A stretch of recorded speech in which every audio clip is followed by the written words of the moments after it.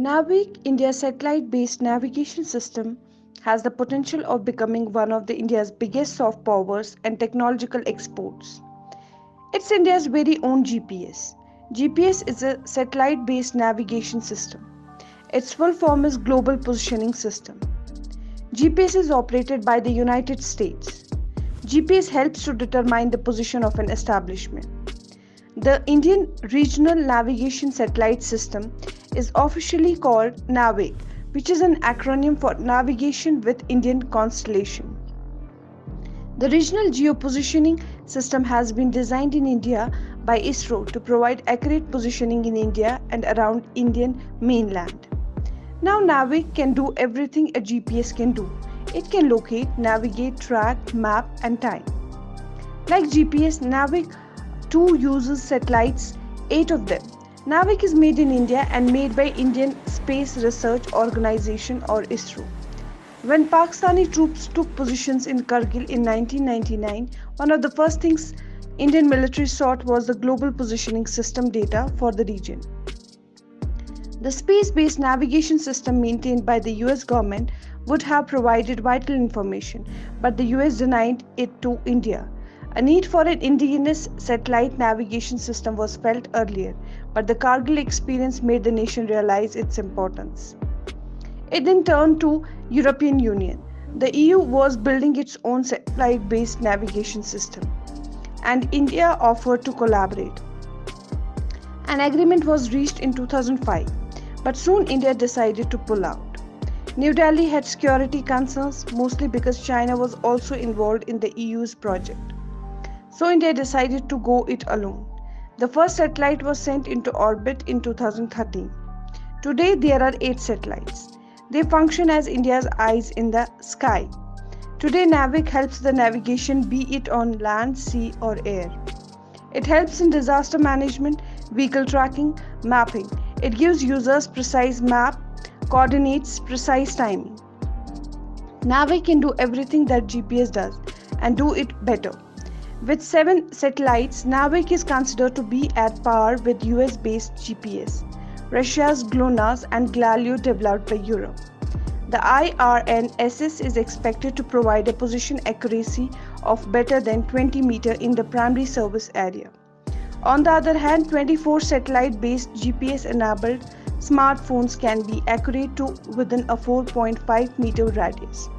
The accuracy will though worsen near buildings, bridges and trees. Cloud car also impacts GPS accuracy. In some GPS receivers, the accuracy can be as good as 11.8 inches. However, it's being said that NAVIC system uses S and L bands, unlike GPS uses only L band. This, as per reports, helps NAVIC to be more accurate than GPS, and this makes NAVIC more reliable and accurate. Unlike GPS, which covers almost all countries, NAVIC currently covers only India and areas within 1500 kilometers from the Indian border. In other words, NAVIC reaches regional while GPS is global. But here to India is catching up. The plan is to increase the number of satellites to 11 and expand NAVIC's coverage. So far, India has spent nearly $189 million to develop NAVIC. In April 2019, India made NAVIC-based trackers mandatory, that is on all commercial vehicles. Qualcomm has already created these chipsets with NAVIC support, which means more phones may soon be launched in India with NAVIC support. Now, here's a thought: can India make NAVIC mandatory on all phones?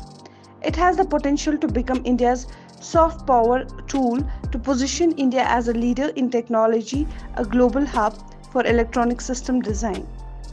India can pitch NAVIC as an alternative to GPS.